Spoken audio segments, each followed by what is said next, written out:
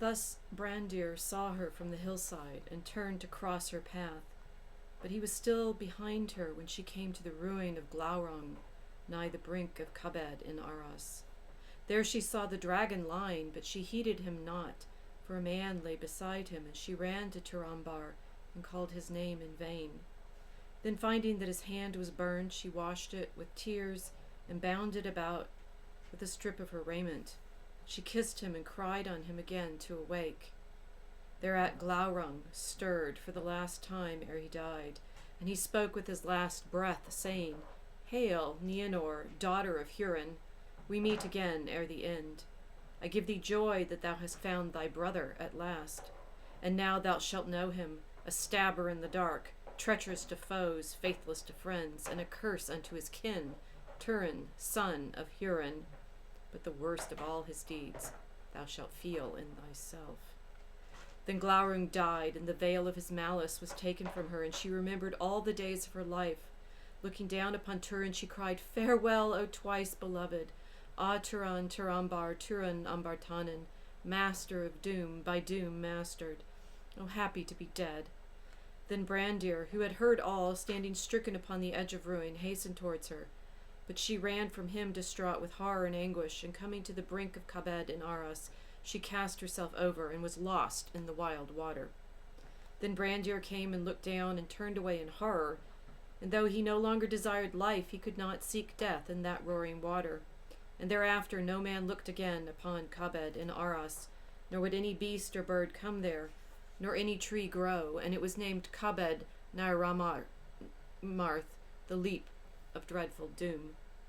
But Brandir made his way to Ningirith to bring tidings to the people, and he met Dorlas in the woods and slew him, the first blood that ever he had spilled, and the last.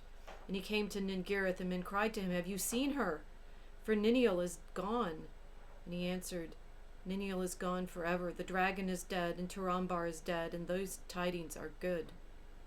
The people murmured at these words, saying that he was crazed, but Brandir said, Hear me to the end.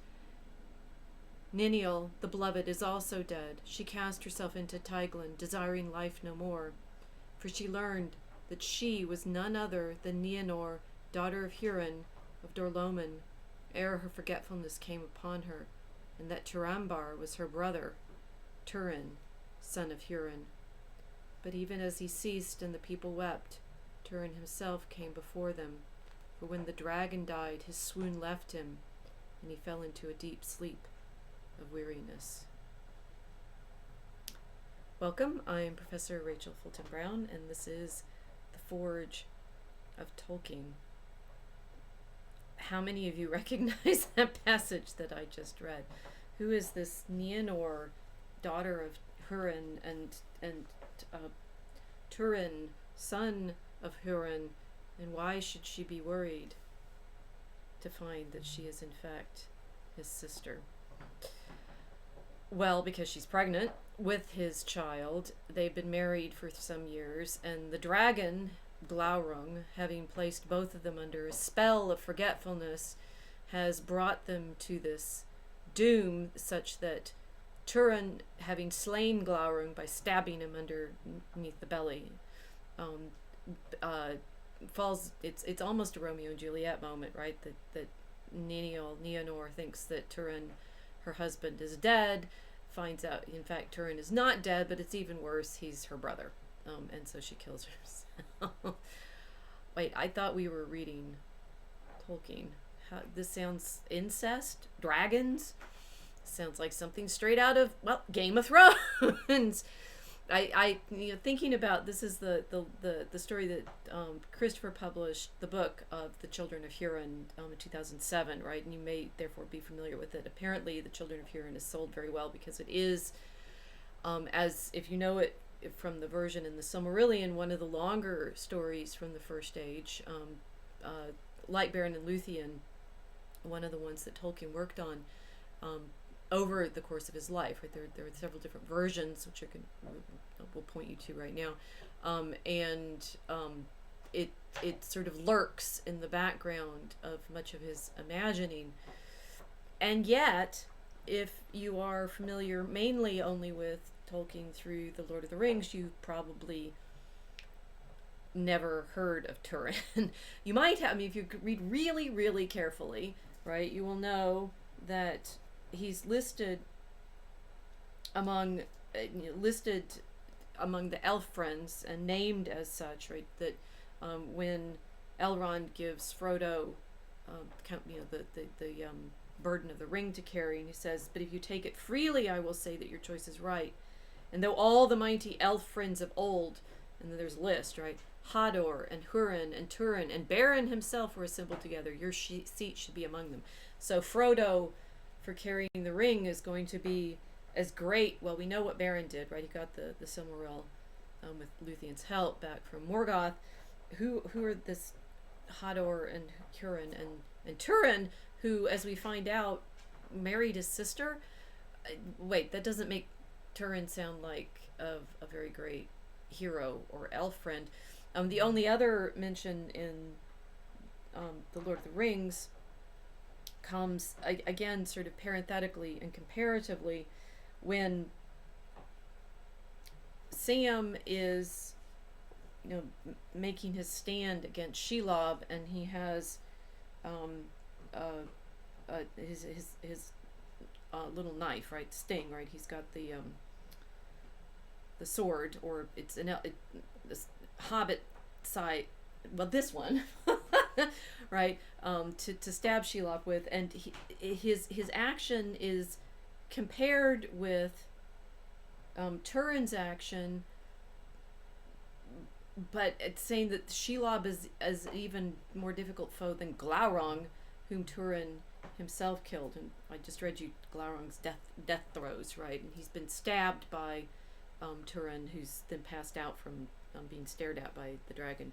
But here we have, when Sam is confronting Shelob, a comparison with Turin's own actions. But Shelob was not as dragons are, nor softer spot had she save only her eyes. Knobbed and pitted with corruption was her age-old hide, but ever thickened from within with layer on layer of evil growth. The blade scorched it with a dreadful dash, but those hideous folds could not be pierced by any strength of men, not though elf or dwarf should forge the steel, or the hand of Beren or of Turin wield it. And we know, of course, that Shelob stabs herself effectively by trying to squish Sam. But so here Turin is simply alluded to in The Lord of the Rings both as a great elf friend, for reasons unnamed, and as a mighty monster slayer, right? But Beren, we know, fights werewolves, well, not terrifically effectively. He needs Luthien's help, but he at least stands up against them. And Turin, well, okay, so he's a dragon killer, but again, this is a rather interesting way to allude to him, given that, the story that we just read the conclusion of doesn't suggest that he was that heroic. We get maybe a few more hints about how to think about the story from our letter to Milton Waldman. You remember this is letter 131, the one that we come back to on a regular basis, because it's the great sort of overarching description that Tolkien gave Waldman of his legendarium. And happily, our story is mentioned in this letter after Tolkien has told us about the story of Beren and Luthien and how important it is. But again, it's a kind of parenthetical mention here. We have Tolkien telling Waldman, there are other stories almost equally full in treatment. Remember, he's trying to get Waldman to publish the whole of the Silmarillion, and he's pitching to him, the possibility that there's this like series of stories that Waldman hopefully would be interested in. There are other stories almost equally full in treatment and equally independent, yet linked to the general history. There is The Children of Hurin, the tragic tale of Turin Turambar and his sister Nienor, of which Turin is the hero, a figure that might be said by people who like that sort of thing, though it is not very useful, to be derived from elements in Sigurd the Volsung, Oedipus, and the Finnish Kullervo. Okay, so the Turin story is somehow multi-layered and has these. It's interesting that of the stories that Tolkien pitches to Waldman, the Turin story is the only one I'm pretty sure. It's the one that stands out in my mind because it's always the one that is invoked, partly because Tolkien told Waldman to think about it in that way. But it's one of the ones that's always invoked as saying, oh look, Tolkien used elements from other story traditions, and he knew this, the Finnish Kalevala, and specifically the story of Kullervo, and there's a dragon in it, and guess what?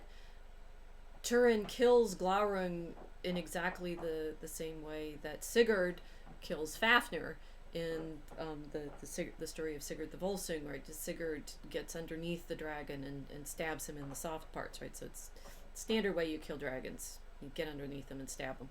And Tolkien here, in pitching it to Waldman, says, well, Turin's the hero of this story, neglecting to tell him that, yeah, and his sister Nienor, whom he's married and who is pregnant with his child at the time that he kills the dragon. It's where does this fit? Tolkien claims that the story, goes in with the general history, along with two others, which is I think significant.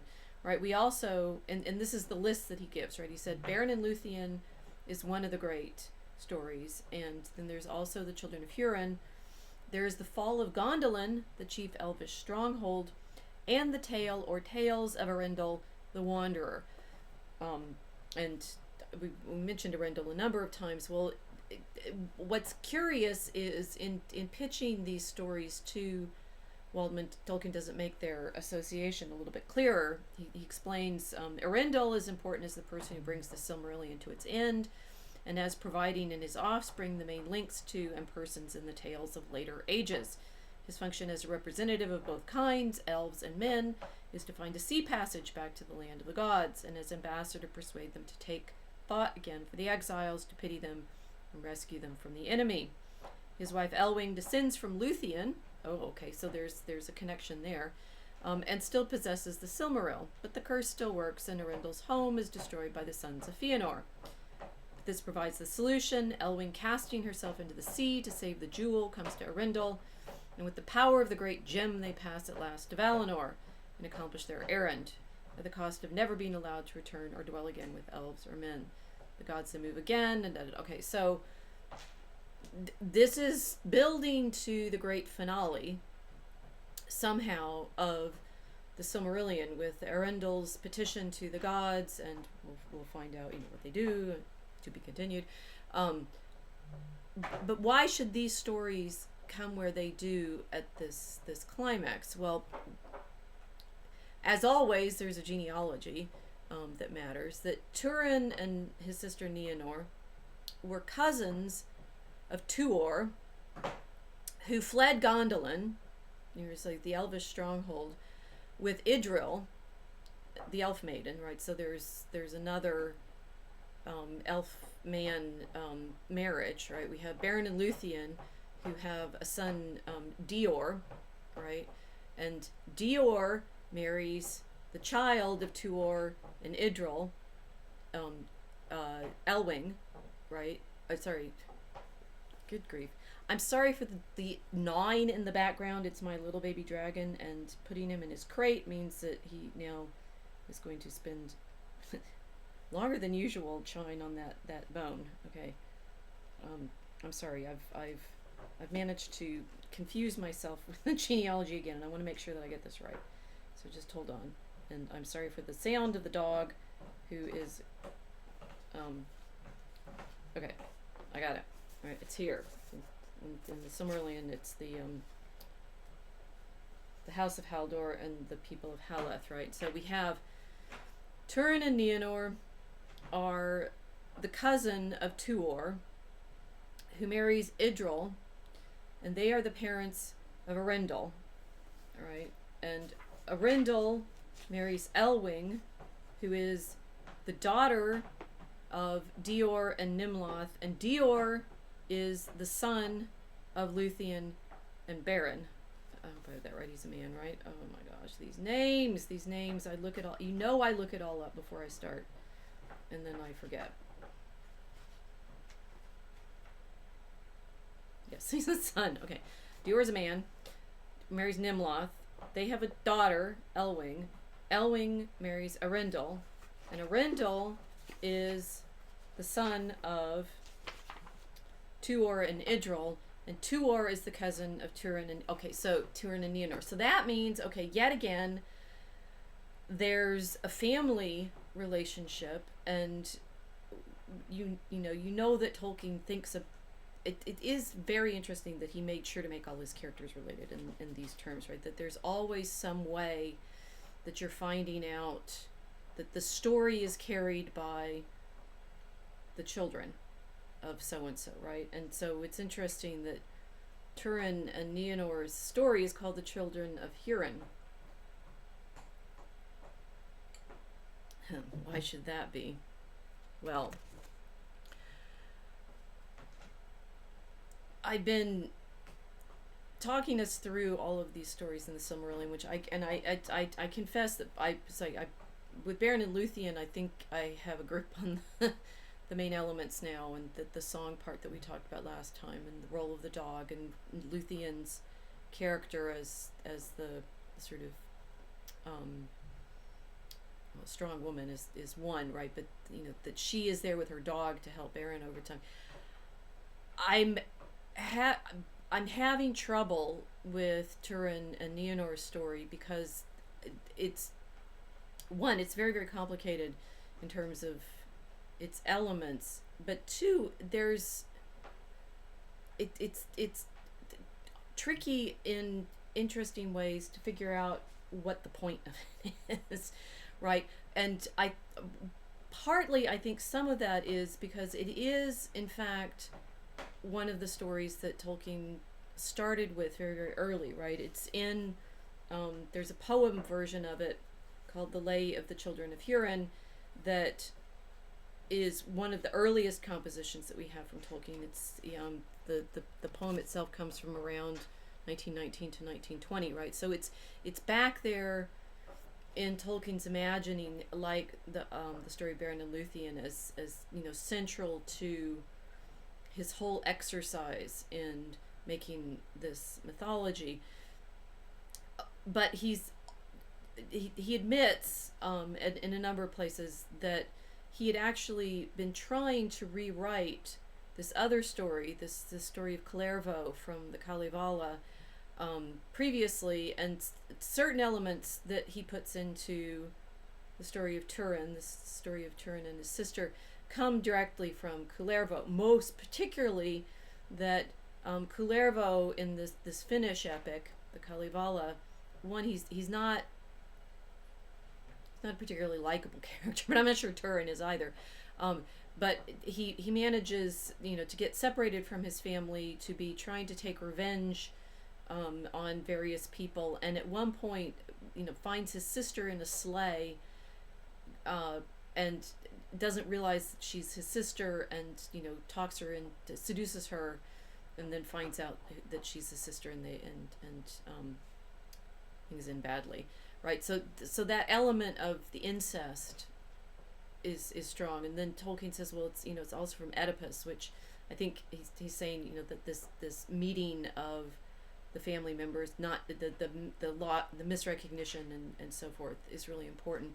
But that it's also part of the Sigurd story, that may be one of the reasons that it's just hard to make sense of the Turin element of the Silmarillion, is it's just it's too much pastiche, right? Well, possibly, but what I find really interesting about it is the frame that Tolkien in fact tries to give it, which he does indeed give it from the very beginning. That you could say, okay, so the story is about how Turin and Nienor fall into the relationship that they do, and the tragedy of finding out that they've got the brother and sister have gotten married. But the frame for it is that this is somehow Morgoth's revenge on their father, and that is where I find it really sort of complicated and difficult to figure out what's going on. The context in the Silmarillion is that the reason for all of the things that happen to Turin and Nienor is Morgoth's revenge on their father for fighting against him. Now, talk about the sins, but what's even less clear is, well, but Hurin, I mean, opposing Morgoth is a good thing, isn't it? And you could say, is Turin kind of a Job character? I mean, he's there. We've mentioned this before, right? There's a dragon in the biblical book of Job, right? It's the Leviathan. It's saying, okay, so fine, put a dragon in the story with Turin, and it's a Job story, and he's suffering. I mean, the things that happen, the things that happen to Turin, he's not just ending up marrying his sister. He manages at one point to kill his best friend, the elf Beleg Strongbow. He's betrayed by Mim the dwarf, although it's not really clear that he's actually himself killed Mim's son, and so he offers to ransom the son that he's killed for gold, and Mim accepts that, but then Mim betrays Turin. That Turin, I sort of tried making an outline of what all the main elements in the story is, and it's here. Let's see if I can narrate this right. So, Turin is sent by his mother to live with Thingol and Doriath. Remember, Thingol is Luthien's father, right? But he's sent to live in Doriath with the elves before his sister Nienor is born, and so he's never met her, right? He doesn't therefore know what she looks like. Although the dragon manages to, cast, spells on them, so it doesn't really matter that they don't know what each other looks like. But they don't know what each other looks like because Turin has been sent off by his mother to live with Thingol and Doriath. There he becomes friends with Beleg Strongbow, but having gotten in a fight with one of the elves who insults the men, the men and women of his house, whom he then kills the man, the elf that he's insulted. Turin becomes an outlaw for a time. Thingol pardons him, but Turin prefers, living this outlaw life. They end up capturing the dwarf at one point, but then the dwarf, as I've said, betrays Turin to Morgoth's orcs. Turin is captured. It's when he's freed from the orcs by Beleg and Gwyndor that thinking that it's like he's passed out, right? He passes out a lot in the story. Turin he's passed out. He's rescued from the orcs by Beleg, but as Beleg is cutting his bonds, the sword that he's using, which is Turin's own sword, this black sword that he has been given, it's called the Anglakel. At that point, it's made of meteoric iron, right? So it's black. It slips and cuts him.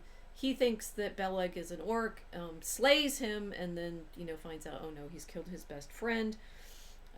He then goes to Nargothrond, who which is now no longer under Finrod, who's dead, right? And Orodreth is the king there. Persuades them to build a bridge, and it's on this bridge that he first encounters Glaurung the dragon, who at that point bespells him on the dragon on a bridge. I get it. It's kind of complicated to narrate all this, and I think some of it is, one, the version of the story that we have in the Silmarillion is Christopher's first effort to make it make sense. But as we've learned with, for example, the story of Beren and Luthien, Beren and Luthien makes more sense as the poem than as the prose version, in my opinion.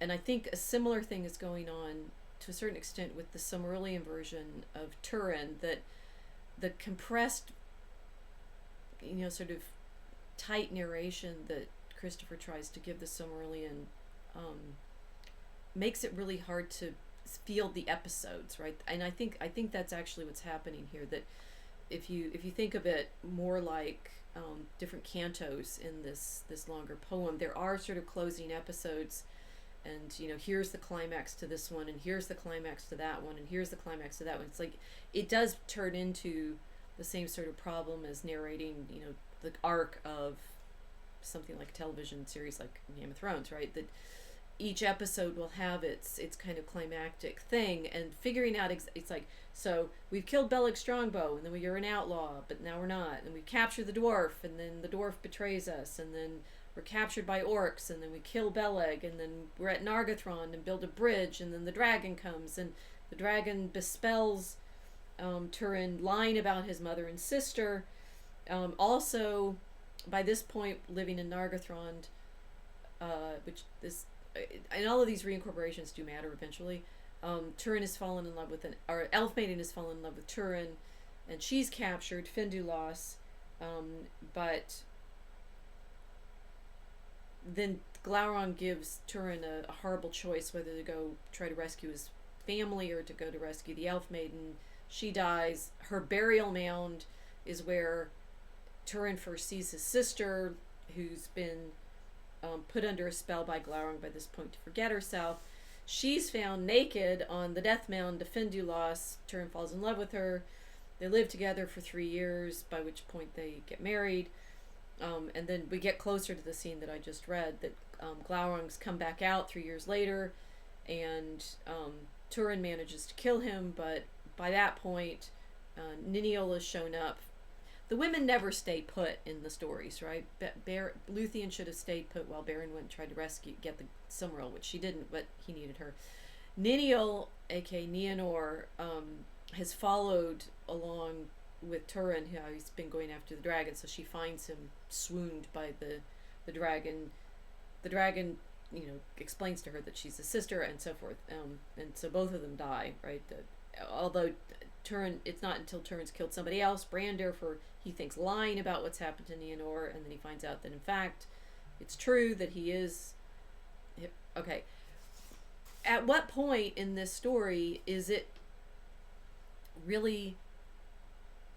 It's a kind of difficult problem if you're reading the story. Which parts of these are Turin's fault, right? Because the greatest evil that befalls him and his sister is because the dragon has placed them both under the spells, right? So their their incest is not something that they did knowingly, obviously, either in Kullervo's story or Oedipus. It's like they're fated by their own behavior to end up in that situation. But it's not entirely clear. It's like, why should Nienor be punished? For what? She's done nothing but, they're more perambulations of she and her mother, when she's grown up, leave where they've been living, come to Doriath. By that point, Turin's gone, and they're not sure where he is, and there's a lot of sort of not only the mistaken identities, but there are also the rumors of, well, she's dead, well, no, he's dead, and so it's the paths crossing and the confusion and the mistaken identities, so people get stabbed in the dark, or stabbed because they're lying, or stabbed because it's an accident, or it's so difficult to tell, well, why, right? Who's making the decisions at what point? And what's interesting is you can say, well, one of the things that happens, and this is alluded to in the passage that I opened with, is that Turin is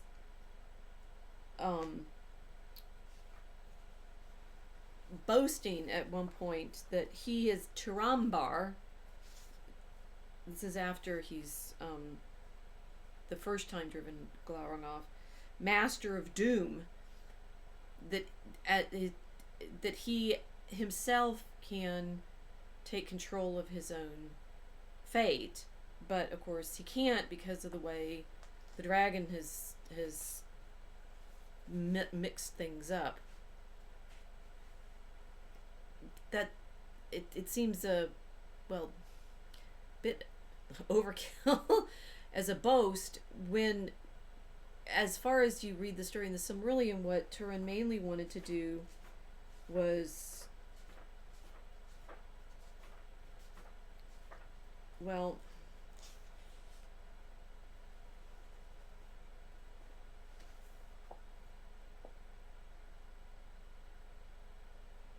be an elf friend, right? And he wants to go live with Thingol, and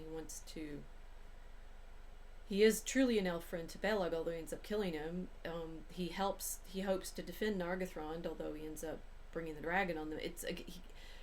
There are good intentions throughout the story, and what, the only thing that seems to explain the doom that falls on Turin is his rashness, right? But again, the sort of great disasters that just cascade over him and his family seem chaotic and out of proportion to his character. And and in fact, when in the letters, you see I'm stumbling with this problem because I just don't know how to appreciate Turin as the character as such, right? There are other elements that are rather interesting, and kind of magical objects that come in and out of the different variants. Right? So we have a dragon, we have a dwarf, we have elves and different, Doriath and Nargothrond. There's also, the magical sword is very significant because it's originally Anglachel and then is renamed Mormogol and reforged. He's then Gurthang, and this magical sword manages to kill Beleg and Brandir, both of whom have been, Beleg has been trying to help Turin. He's rescued him from orcs, and Brandir has told him the truth about what happened with his sister.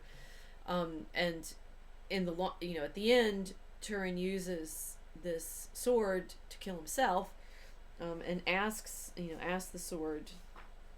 The sword speaks at the very end when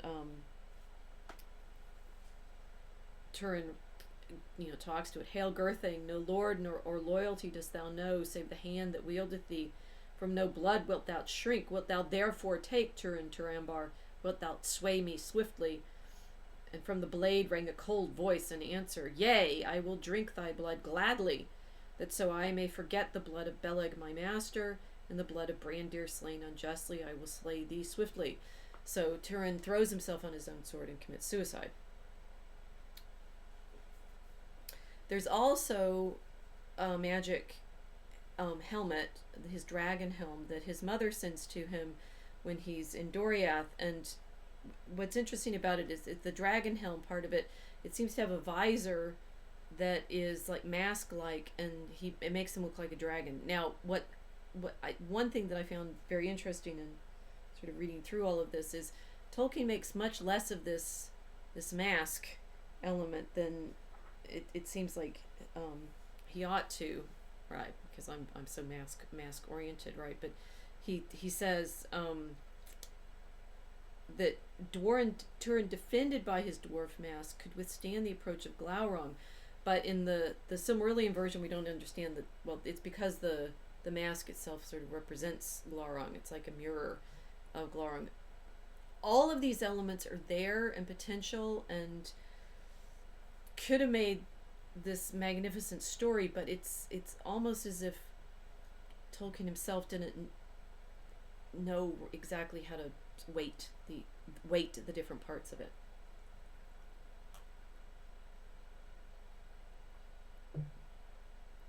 Well, I think it's because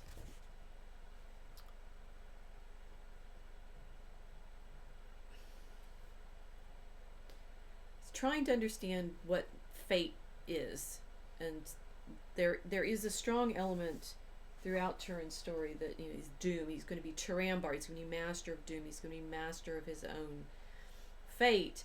And Tolkien is wrestling in these stories with these pagan examples, right? The pre-Christian, both Greek example of Oedipus, the Finnish example of Kullervo, and the Norse example of Sigurd. That there can be no redemption for these characters. That there's no way that Turin, of his own strength, Turambar, can master the cataclysm that is going to fall upon him. And Tolkien is trying, by way of this story to show truly the despair of the human story in that, sort of ancient world. And I'm thinking, as I'm talking to you right now, I'm thinking of the argument in the Beowulf essay, right, on the monsters in Beowulf, where the dragon has to be this foe that the hero vanquishes, but as appropriately, both in Beowulf and in Turin Turambar, in the act of killing the dragon, the hero himself dies, right? That they're, although Beowulf dies and ruin falls upon his people, Turin dies, and he has no people that he's been protecting at all, right? Turin dies, and it's the doom of against his family, right? That the final thing, the final element in the chapter is they burn the dragon, and they lay Turin in the high mound where he had fallen, and the shards of Gurthing were laid beside him.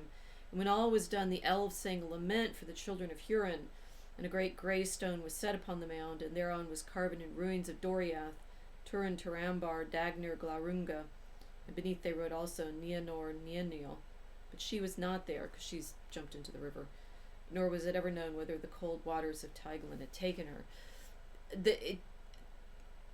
Tolkien is trying to tell the kind of story that he finds in these ancient legends that just don't give any relief for the characters. There's just this doom of fate and the monsters that they have to fight, and there's no way out. Except Tolkien really is still always writing as a Christian, and he couldn't let it just sit there, right? I think he kept trying to write Turin as if it were simply Sigurd. And that's why the dwarf being in the story is important. There's a dwarf in the Sigurd story that's quite significant. The Sigurd story has to do with the ring as well, right? But that's not really in the version that Tolkien plays with in Turin. But that he can't let himself just do the pagan story. So, what's the frame, right? I keep alluding to that. Well, the frame is that all of this is happening, as I've said, because Morgoth has cursed Turin's father. What's so interesting is that in the frame story, this has nothing to do with the children themselves. That the reason that they end up in such despair, remember the dragon is sort of set upon them as the agent of all of this destruction, is because in going into battle against Morgoth, their father Hurin is captured, and this is his punishment. And in the Silmarillion, it's told quite simply that Hurin was friends with Turgon, who is the king of Gondolin, and Morgoth is hoping, by having captured Hurin, that he's going to be able to torture him and get information, or actually it can go both ways, right? He's hoping that he can get Hurin to tell him where Gondolin is. And he's saying, now the thought of Morgoth dwelt ever upon Turgon, for Turgon had escaped him. Of all his foes, that one whom he most desired to take or to destroy. And that thought troubled him and marred his victory. For Turgon of the mighty house of Fingolfin was now by right king of all the Noldor, and Morgoth feared and hated the house of Fingolfin, because they had the friendship of Ulmo, his foe, and because of the wounds that Fingolfin gave him with his sword. And most of all his kin, Morgoth feared Turgon, for of old in Valinor his eye had lighted upon him, and whenever he drew near, a shadow had fallen on his spirit, foreboding that in some time yet lay hidden from Turgon, ruin should come to him. Now, so I've told you that these stories are linked, right? It's the children of Huron, the fall of Gondolin, and then Erendil, and that the doom is going to come out of Turgon, because Tuor and Indril Tuor is going to marry his daughter Idril, and they're going to be the parents of Arundel, and that's where Morgoth's doom comes from. So there's, he has this prophecy, and he knows Turgon from their time in Valinor, and he's hoping that he can persuade Huron, who's a human man, to betray where Gondolin is. Then, therefore, Huron was brought before Morgoth, for Morgoth knew that he had the friendship of the king of Gondolin. But Huron defied him and mocked him. Then Morgoth cursed Huron and Morwen and their offspring, and set a doom upon them of darkness and sorrow.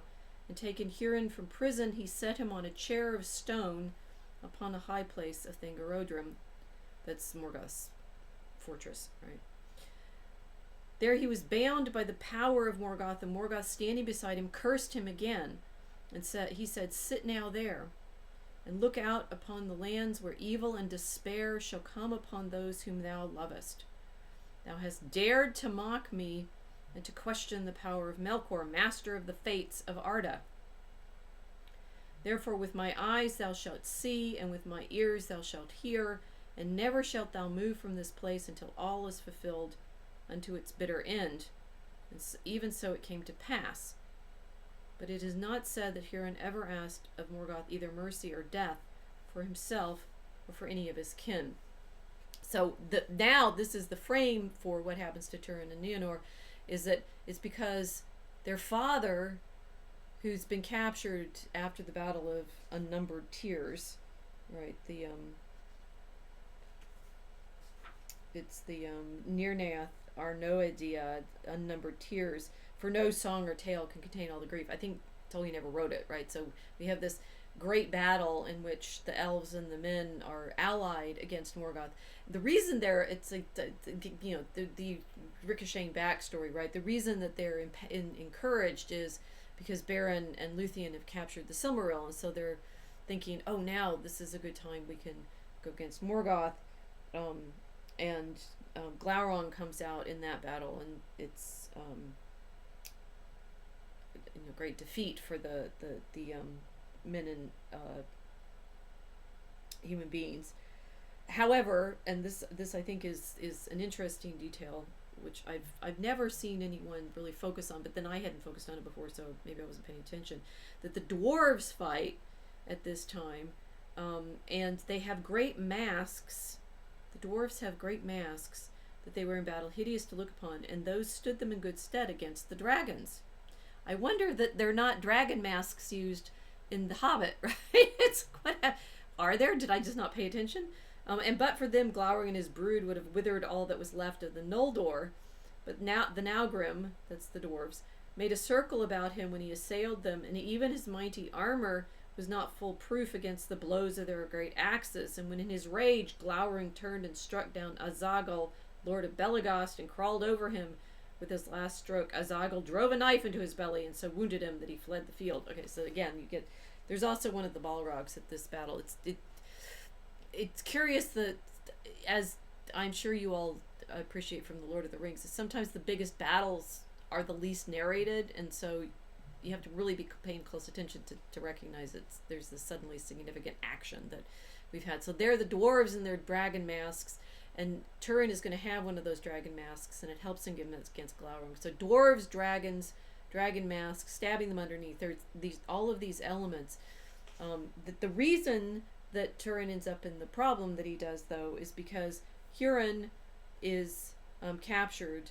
Gothmog the Balrog bound and dragged him to Angband with mockery. Thus ended the Nirnaeth Arnoediad as the sun went down. And it's because Huron has been captured by Morgoth and is being held in the hope that Huron will betray his friend Thingol, whom Morgoth wants revenge against more than anything, that then Huron and Morwen and their offspring are cursed. Well, again, that you're sort of just desperate for a glimmer of reason behind all of this. Okay, so the great tragedy of humanity is to have been faithful in their alliances. This family will be tortured simply because Morgoth can't get Turin to serve him. This is, extraordinarily despairing, I find, as a place to hang your story on. I mean, we're going to have relief with Arundel, but we have to go through this. Not only have the men and elves and the dwarves did better because they had dragon mace. The men and the elves suffer this extraordinary defeat, but they are then further tormented because they were trying to stand against Morgoth. Well, of course, you have to remember that the reason that they're fighting Morgoth in the first place is that the sons of Fëanor have made the oath to fight him, and the sort of ricocheting tragedy of that oath is the long arc problem of the Silmarillion, that feud after feud after feud, these family feuds, the alliances that the sons of Fëanor create and break. And I mean, you have to keep looking at the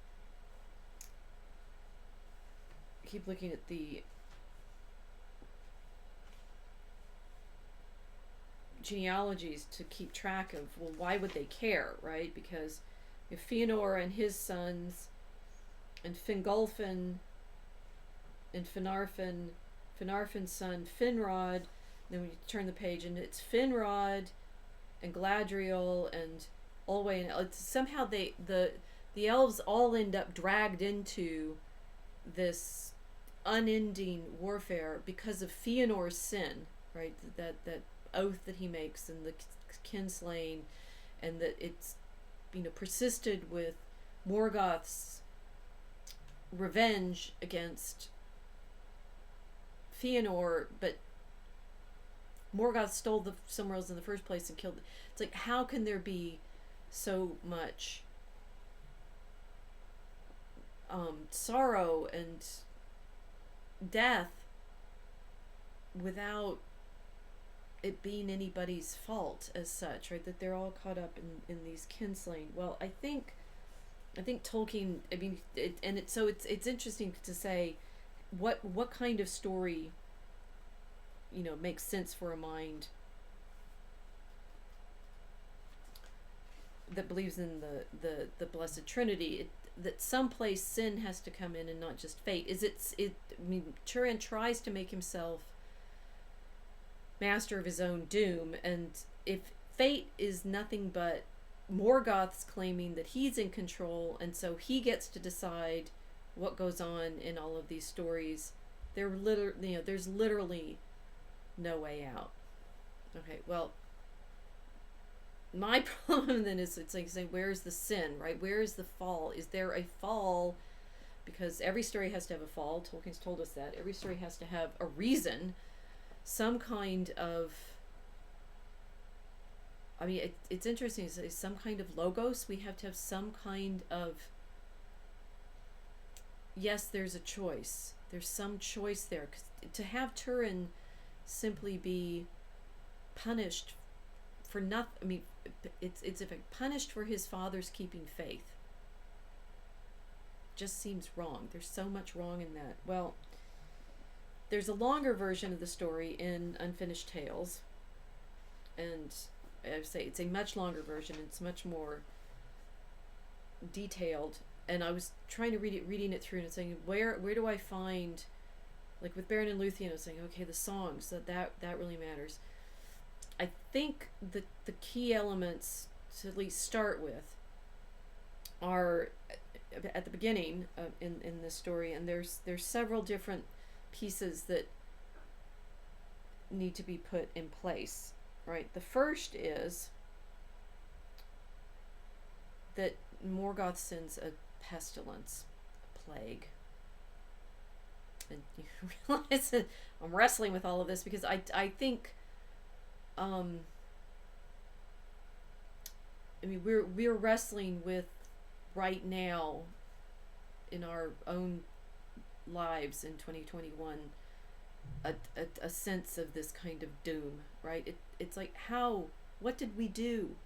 Why are we still in this cascade of lies and deceits, and one story, and how we get the plague comes and goes, and it's another story, and our leaders are conspiring against us to betray us, and then, well, it turns out that it's our own sin. And how is it this sort of chaos of evil and fate and doom that we're caught in right now? I'm feeling very topical. Remember that Tolkien is, of course, he was starting writing this in 1919, after he's been in the war. I think, yes, I just figured that out. That I really did. I know, I just figured that out. That this is the feeling of what it's like being caught in war. And you have no idea who started it and why it keeps going. And how can this good decision possibly be the thing that leads to yet more suffering and sorrow, and yet again more sorrow and unnumbered tears? And here, it's just fate and doom. How do we get out of this? Where did it begin? That I've been struggling throughout this particular episode to say, well, does this story have a beginning? Where does it start? It's by the time that you're within Morgoth's hate for something that happened hundreds of years ago. There's one of the interesting things about this sort of cascade of stories is we have in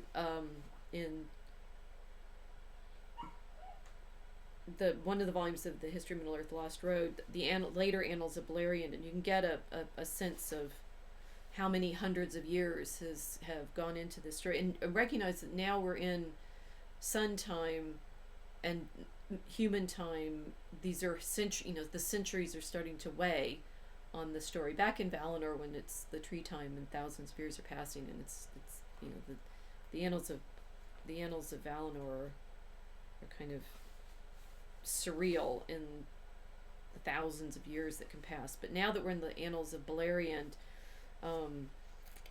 this story begins in around 273 or 473, depending on how you're counting.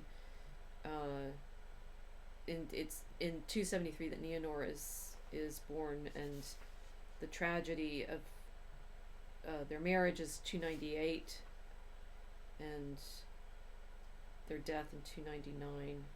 So Morgoth and the elves have been at war for either 200 or 300 or 400 or 300 or 500 years, and it just never ends, right? Sorrow upon sorrow upon sorrow upon sorrow, and the simply the chaos of making sense of why this should be. I think that's going to be the takeaway from this episode. It's like, you don't get out. You just can't get out. There's no out, right? And their conversations that Tolkien has the characters have at the beginning of the version of the story in the Unfinished Tales, where you can see him yet again wrestling with this. And one is, so Morgoth sends a pestilence out from his fortress, the evil breath. Many sickened and died in the fall of that year in the northern lands, and they were for the most part the children or rising youth in the houses of men. And this is in that year. Turin is 5, and he has a sister, a 3-year-old sister, and they both catch this pestilence, and Turin survives it, but his sister, whom they loved very much, calling her Nenlaeth, her name's Erwin, but her hair was like the yellow lilies in the grass as she ran in the fields, and her laughter was like the sound of the merry stream that came singing out of the hills past the walls of her father's house. Nenlaeth, it was named, and after it all the people of the household called the child Lilith. So she's laughter, right? But she dies in this pestilence when Turin is 5, and he loved her, and he'd heard his father say, "Fair as an elf child is Lilith." but briefer, alas, and so fairer maybe, or dearer. And Turin, hearing these words, pondered them, but could not understand them, for he had seen no elf children. But when they both get sick, he finds out what brief means, and that his sister dies, and he misses her. So there's the first sorrow is losing his little sister, the first little sister, who's not the one he ends up marrying, right? And he has a conversation with one of their servants, asking, was she indeed like an elf child? What does that mean? And this is the Sador, who tells him tales, right? He's a woodman who, by the ill luck of mishandling of his axe, had hewn his right foot, and so he's hop a foot, right? And he is telling Turin stories, and Turin has asked him, what did my father mean when he called Erwin like an elf? And Sador tells him,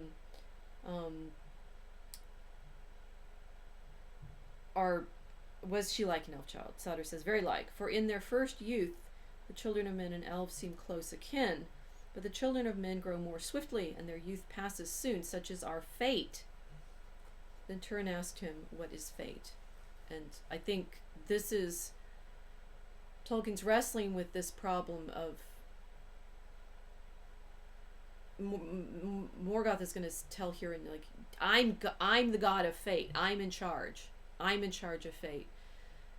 And Turin in the story is going to declare himself master of fate, master of doom, Turambar, right? And we have this little moment where Sador is trying to explain to the child Turin what fate is. As to the fate of men, said Sador, you must ask those that are wiser than me, Labadal. Hoppafoot, right? This is nickname. But as all can see, we weary soon and die, and by mischance many meet death even sooner. But the elves do not weary, and they do not die, save by great hurt. From wounds and griefs that would slay men they may be healed, and even when their bodies are marred, they return again. Some say it is not so with us. Then Lilith will not come back, said Turin. Where is she gone? She will not come back, said Sador, but where she is gone no man knows, or I do not. Has it always been so, or do we suffer some curse of the wicked king, perhaps, like the evil breath? Why is this, right? It's like, this is, okay, and I'm sorry, I realized that this Narn y Hin Huron, the story of the children of Huron and the Unfinished Tales, is probably written post Lord of the Rings, right? So here, yet again, Tolkien is trying to make sense of the why, but the why has been troubling him throughout all of his legendarium, right? There's always that sense of, where's the fall, right? Where's the cause of all of this sorrow? How do you end up in the exciting stories where you're, having to fight the evil? What is it? What is that evil? Sador says, I do not know. A darkness lies behind us, and out of it few tales have come. The fathers of our fathers may have had things to tell, but they did not tell them. Even their names are forgotten. The mountains stand between us and the life they came from, flying from no man knows what. We recognize this from the Athrabeth, Finrod Andrath, right? That Tolkien he realizes he needs to have some explanation for why humanity ends up in the sorrow that we do. And fate is not satisfying, right? There's got to be something behind all of this sorrow. Turin asked, were they afraid? It may be, said Sador. It may be that we fled from the fear of the dark, only to find it here before us and nowhere else to fly but the sea. We are not afraid any longer, said Turin. Not all of us. My father is not afraid, and I will not be. Or at least as my mother, I will be afraid and not show it. It seemed then to Sador that Turin's eyes were not like the eyes of a child, and he thought, grief is a hone to a hard mind. But aloud he said, son of Huron and Morwen, how it will be with your heart, Labadal cannot guess, but seldom and to few will you show what is in it. Then Turin said, perhaps it is better not to tell what you wish, if you cannot have it, but I wish, Labadal, that I were one of the Eldar. Then Lilith might come back, and I should still be here if she were even if she were long away. I shall go as a soldier with an elf king as soon as I am able, as you did, Labadal. So there's a suggestion here, possibly, that maybe one of the problems is man wanting to be elves, right? Here's Turin saying, I'll be like an elf. My sister died, but if she'd been an elf, she wouldn't have died. So it's it's simple version of humanity's desire to escape death, and Turin can end up in, all of these tragedies because he simply wants to be an elf. But I don't think it's quite like that. When Turin is a bit older, we have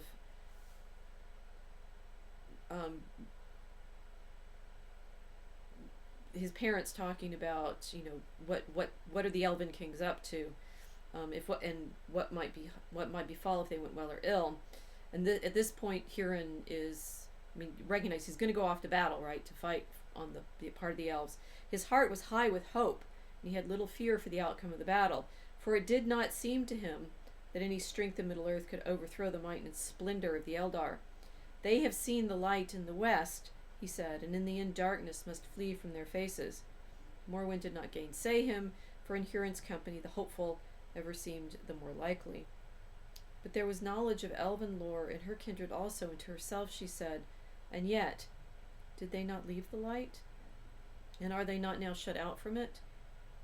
It may be that the lords of the west have put them out of their thought, and how then can even the elder children overcome one of the powers? Morgoth, right? So here is a suggestion that it's possibly Huron's confidence in the elves as more powerful. They've seen the light after all, so why shouldn't? So there's the mistake that the men make in looking to the elves and thinking of them as sufficiently strong to overcome the powers. That's interesting, right? It's like, so on the one hand there's Turin's longing for his little sister to not have died, and there's his father's, this seems not strong enough really to call hubris, but hope in the power of the elves to overcome Morgoth, although Morwen, his wife, is a little more cautious. And then I think in this conversation, possibly the clincher, that Huron is very positive, obviously, before he goes off to fight in this battle when Morgoth captures him. And Morwen is, she's got her misgivings, but Huron laughs and says, well, here we sit debating things beyond our reach, and shadows that come out of dream. Things will not go so ill. But if they do, then to your courage and counsel all is committed. Do then what your heart bids you, but do it swiftly. And if we gain our ends, then the elven kings are resolved to restore all the fiefs of Bjor's house to his heirs, and a high inheritance will come to our son. Right, so here we have, we're getting more usual motivations, I think, is the lesson. That Huron goes off to battle because he thinks, one, he's confident that it's all going to go well, because the elves are surely going to be victorious. They can beat Morgoth. Of course they can. And if we serve well to the elven kings, we'll get the lands, the fiefs, the power, and our son will have a great inheritance. I think Tolkien, in this version, Christopher, he drew on it partly to write the Silmarillion story, but then published the longer version of it, and then rewrote it again and published it again. That this is from the 1950s or thereabouts, when Tolkien is realizing, well, we fall into the stories that we do out of our choices, and here Huron is making the choice because he's desirous of earthly glory. Well, the conversation that he has with Morgoth is quite worth studying, and that's what I want to finish with. So here's the words of Huron and Morgoth. Many songs are sung and many tales are told by the elves of the Nirniath Arnodiad, the battle of unnumbered tears, in which Fingon fell and the flower of the Eldar withered. If all were retold, a man's life would not suffice for the hearing, but now is to be told only of what befell Huron, son of Galdor, lord of Dorloman, When beside the stream of Rivell, he was taken at last alive by the command of Morgoth and carried off to Angband.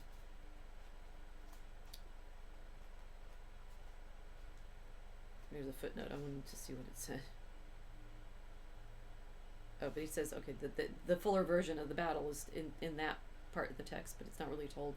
I think it's the Battle of Unnumbered Tears is one of those battles that it's always there.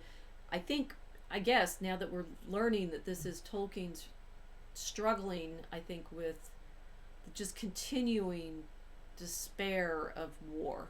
It just never stops. That you keep thinking you're going to win, and you go foolishly into these encounters thinking now, you can almost feel the stupidity and the helplessness and the fate behind World War One and then World War Two, and then for goodness sake, it's like the continuing doom that we seem caught under. You can never get back far enough to say at what point did this start.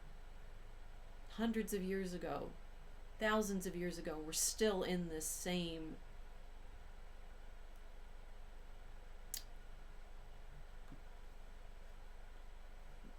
despair. Turin was bought before Morgoth. For Morgoth knew by his arts and his spies that Turin had the friendship of the king of Gondolin, and he sought to daunt him with his eyes. But Turin could not yet be daunted, and he defied Morgoth.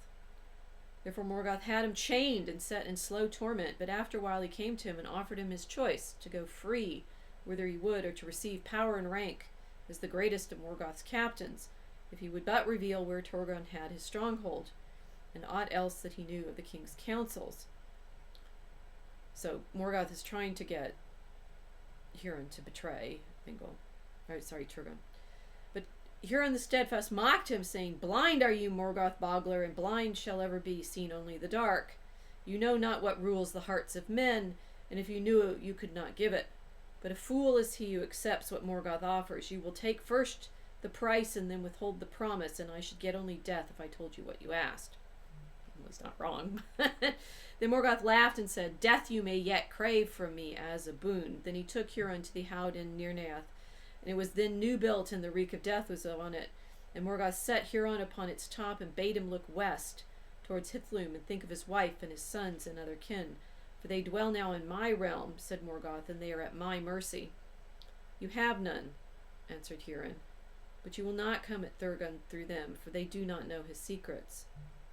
Then wrath mastered Morgoth, and he said, "Yet I may come at you, and all your accursed house, and you shall be broken on my will, though you were all made of steel." And he took up a long sword that lay there, and broke it before the eyes of Huron, and a splinter wounded his face, but Huron did not blench. Then Morgoth, stretching out his long arm towards Dorloman, cursed Huron and Moran and their offspring, saying, "Behold, the shadow of my thought shall lie upon them wherever they go, and my hate shall pursue them to the ends of the world." But Huron said, "You speak in vain, for you cannot see them, nor govern them from afar, not while you keep this shape, and desire still to be king visible upon the earth." Then Morgoth turned upon Huron and said, "Fool, little among men, and they are the least of all that speak. Have you seen the Valar, or measured the power of Manwë and Varda? Do you know the reach of their thought, or do you think, perhaps, that their thought is upon you, and that they may shield you from afar?" There is this sort of Job element in Morgoth's mocking, right? That's when Job is being tormented, and in the Bible, the Lord comes to him and says, "Do you know creation?" Here, Morgoth, definitely not God, but this problem of and it's interesting in the poem version to say, I've been eliding exactly when these versions come out, because one, it's a little unclear, but two, in the opening of the poem from 1919, the opening line is, "Lo, the golden dragon of the god of hell, the gloom of the woods of the world now gone, the woes of men and weeping of elves, fading faintly down forest pathways is now to tell, and the name most tearful of Niniel the sorrowful, and the name most sad of Thalion, son Turin, o'erthrown by fate." God of hell, right? Morgoth is the god of hell, and what that level of power means is the thing that Tolkien's been wrestling with throughout the Silmarillion, from the creation story to now. Exactly what level of power does Morgoth have? And right now Morgoth is saying, do you know what the gods even pay attention to, right? Have you seen the Valar? The men haven't, the elves have. The men have this trust in the elves because they have seen the Valar. But Morgoth knows that that Huron hasn't seen them. Do you think perhaps that their thought is upon you and that they may shield you from afar? What sort of protection do you think you're going to get from the gods? Huron says, I know not, yet so it might be if they willed. For the elder king shall not be dethroned while Arda endures. Which is interesting. So they say, Manwë will still be king, you're not. You say it, said Morgoth. I am the elder king. Melkor, first and mightiest of all the Valar, who was before the world and made it. Melkor is now claiming himself as creator, right? I think what's going on in the story of the Children of Huron is this last full test of the degree of Morgoth's claiming to be God. Right, we're going to end up with the downfall of the fall of Gondolin and then Erendil, and we'll see how the Valar really do deal with Morgoth. But at this moment, Morgoth is just wiped out the elves and the men, except for Gondolin, and he sees his power at its peak and is claiming the thing that is the lie that the human beings seem to have been told, that the evil, the enemy, the Morgoth, made the world. The shadow of my purpose lies upon Arda, and all that is in it bends slowly and surely to my will. But upon all whom you love my thought shall weigh as a cloud of doom, and it shall bring them down into darkness and despair. Wherever they go, evil shall arise. Whenever they speak, their words shall bring ill counsel. Whatsoever they do shall turn against them. They shall die without hope, cursing both life and death. And we've seen that is in fact what happens with Turin, that even when he does things like trying to help fortify Nargothrond, that's when the dragon comes forth and ends up taking the fortress. That when his friend rescues him, he kills his friend. That nothing Turin can do goes well. That Morgoth's curse is going to be upon him. But it's interesting, Huron in this moment is able to stand against it and still say, do you forget to whom you speak? Such things you spoke long ago to our fathers. The story of the fall is kind of developing here. It's like Morgoth lied to the fathers of men, and they believed and worshipped him, and this is ultimately the doom of men, to fall under Morgoth's sway. But we escaped from your shadow, and now we have knowledge of you, for we have looked on the faces that have seen the light, and heard the voices that have spoken with Manwë. Before Arda you were, but others also, and you did not make it. Neither are you the most mighty, for you have spent your strength upon yourself and wasted it in your own emptiness. No more are you now than an escaped thrall of the Valar, and their chain still awaits you. And Morgoth then taunts him. You've learned the lessons of your masters by rote, said Morgoth, but such childish lore will not help you. Now they are all fled away. This is truly the devil's great temptation. And it's the despair that the devil tries to throw human beings into, constantly saying, I'm in control, I'm in control, I'm in control. I am the Elder King, and whatever happens in this realm, I control. But Huron's still undaunted. This last then I will say to you, thrall, Morgoth, and it comes not from the lore of the Eldar, but is put into my heart in this hour.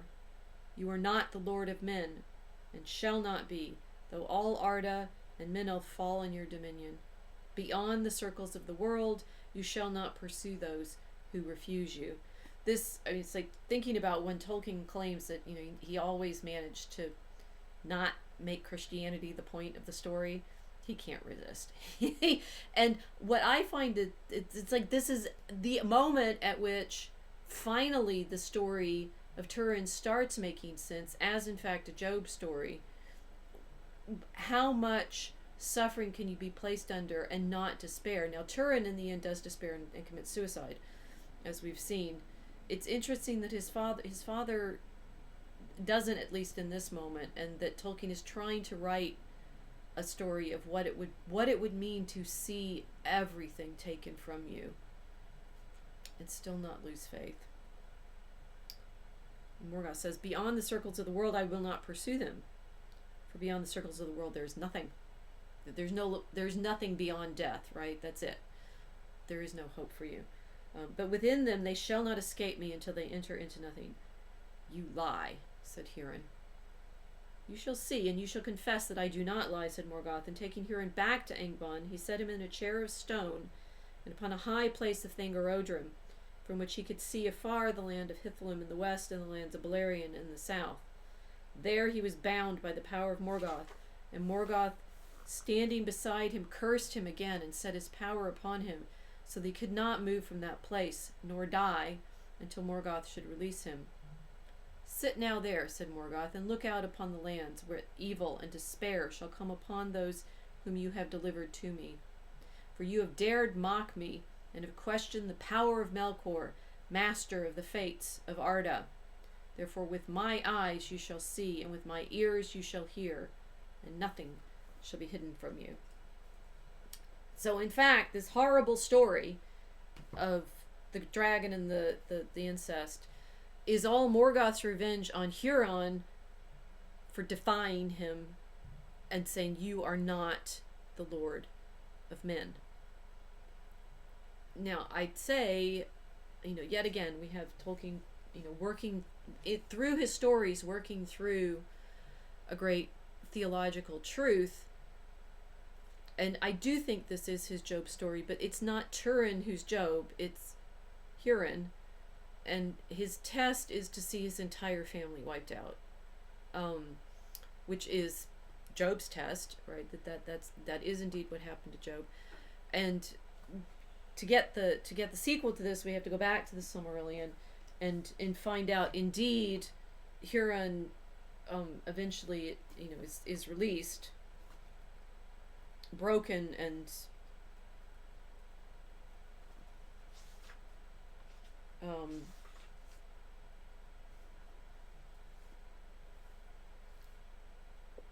sorrowful. He finds his wife and she dies in his arms, in effect. He stands in despair before the cliffs of where Gondolin is hidden, which then gives Morgoth the hint to where it is. And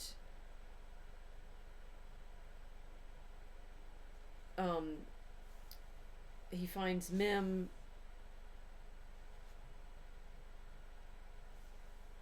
and he eventually does throw himself into the sea and despair. But he says there's a few more sort of steps in it, but if you read this yourself, you'll get to the point where he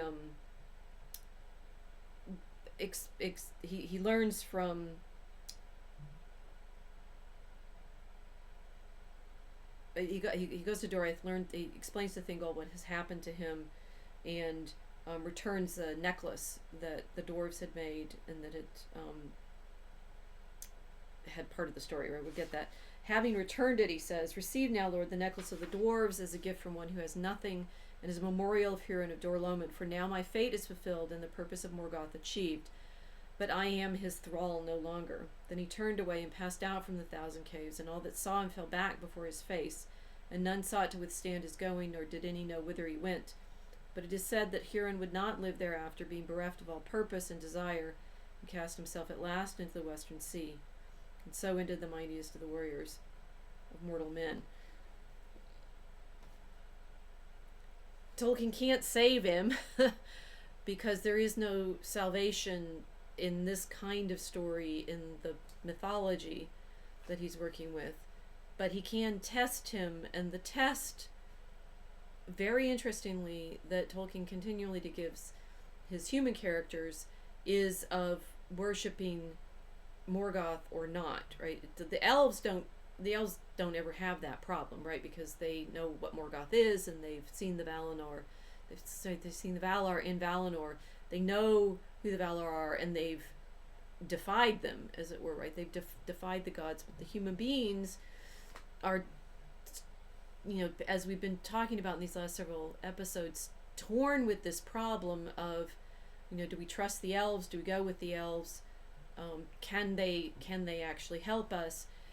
They have to find out that indeed following the elves is what brings, destruction on them as human beings, and we're going to get the salvation, at least within this story world, or at least the defeat of Morgoth, and that's only going to be through these elf-human marriages, and Elrindle and Elwing.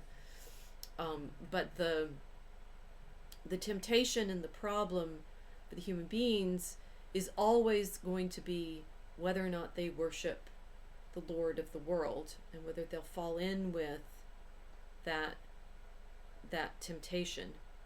And then you recognize that scene of Huron seated on Thangorodrim and being able to see with Morgoth's eyes is in fact the temptation that Frodo was given on the seat of Amon Hen. It's like the degree to which if you could see everything happening,